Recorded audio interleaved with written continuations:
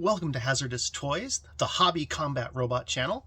Today we're going to be doing something with combat robots that I don't usually like to do, and that is taking apart a perfectly good working robot. In fact, this one.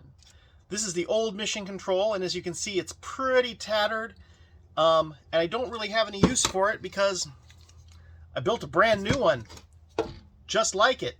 So I need the speed controller and some of the parts out of this, so I'm going to take it apart for your benefit, and you can see exactly what goes into this relatively simple machine.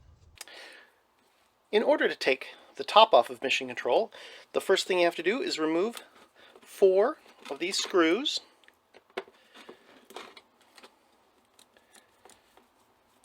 There's one. Look at that.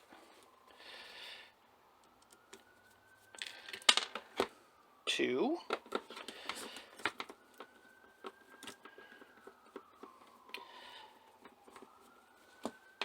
3.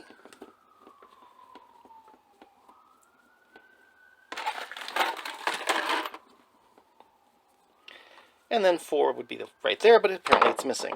Now I'm just using straight, normal, 1/2-inch wood screws. Oh, there they are. Not much to speak of. They go directly in the plastic. I don't tap them or do anything special other than make the holes undersized so they grip very nicely. And I've never had a serious problem with the top coming off of this. The nylon will tear and rip before the screws give way. So anyway, that opens up the top, and you can see what's inside this robot. All right. So the first thing we have is a receiver. Now this is a DMSX receiver. It works with my Spectrum radio, my new radio. I had to buy this receiver specific for that radio because it turns out all of my previous receivers were DMS2, which doesn't work with when DMSX is required. Here is the battery we use for Mission Control, a 7.4 volt 2S 180 mAh battery. Literally the smallest battery I can get into the thing. I can do 3 matches with just this battery, although the third one is pushing my luck. For drive motors, this one has a pair of mini ESCs. I'll be using these for my 150 gram robot. I need at least one mini ESC to run the Mammoth style wheel. So one of these two guys, this one's got its wrap taken off, this one doesn't, and these are fabulous speed controllers. Inside, not much else left. The motors for Mission Control are 30-to-1 N20s. I keep them held in place with zip ties. I use zip ties for all of my robots. It's just nothing works better for antweights. Not for the weight. And then once it's off, the wheels come off just like that. Lego tires and a 3D printed hub. And they slide on and off freely. Most of my robots, I use wheel guards in part to keep the wheels on so I don't have to glue these or worry about anything else. 3D printed hubs do not stay in place very well, and that's a constant struggle. And I just gave up after a while and just switched to robots that the wheels literally can't fall off. And there we have it. That's the inside of Mission Control. Now the top is where all the action happens. We'll start with the claw. This is the most fragile part of the entire robot. It's just a little mini servo and a linkage, and it really works quite well. I'm going to take it off this way. This will be the easiest way to do it. One of the things that I've taken to doing is adding a little kink into this line, and it acts like a spring and creates an additional amount of robustness. If this gets whacked real hard and shoves backwards, that will break this mini servo. It's an all-metal gear mini servo, but it's still the weak point of the robot. And if you turn this into a bit of a shock absorber, it's just less likely to take that damage and go wrong. Now to hold this in place, this is the magic sauce. I have a big bolt right here, and one on each side, and I use them to hold the lifter in place, and it really, I think, successfully reduces the amount of damage that the big high torque servo takes, again, when this does get hit.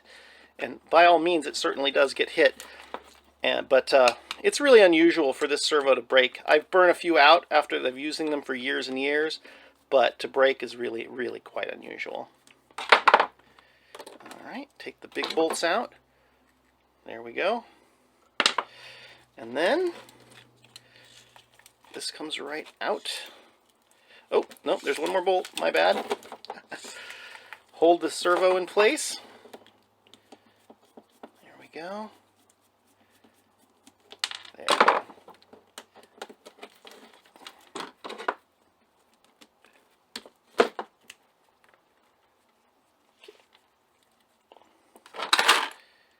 Unscrew that one.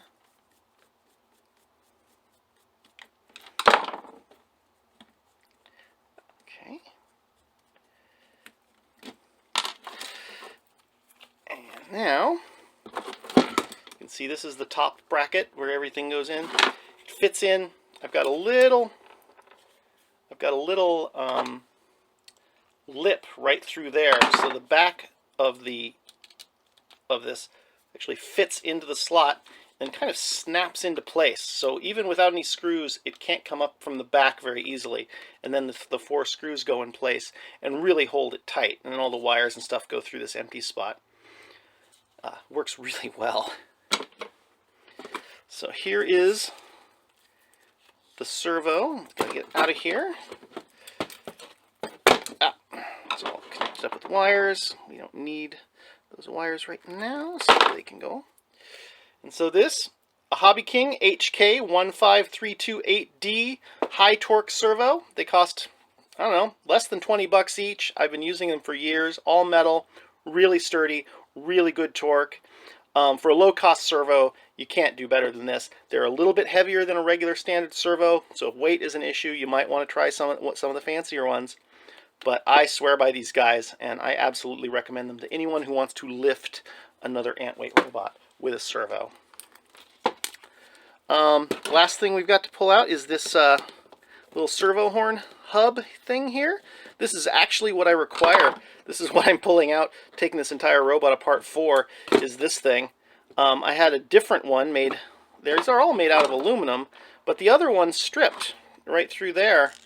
And I've never had one of these stripped. It was a slightly different brand and a slightly different size. And I have to say I'm going to get more like these if I can. You'll see this particular part again when I reassemble Disco Diablo, because that's what this is going to be going into.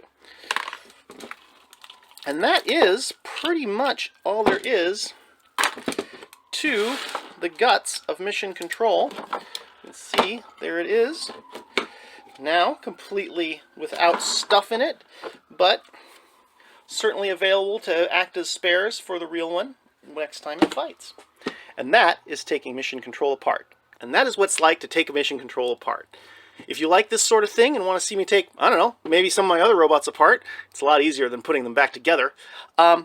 Say so in the comments. Tell me which of my robots you're interested in learning about, and what's inside, and how they work, and what you need to buy to make your robot work like mine. I can help with all that sort of thing. Feel free to ask away in the comments, and by all means, like and subscribe. This is Adam the Toy Maker, signing off for Hazardous Toys. Thanks!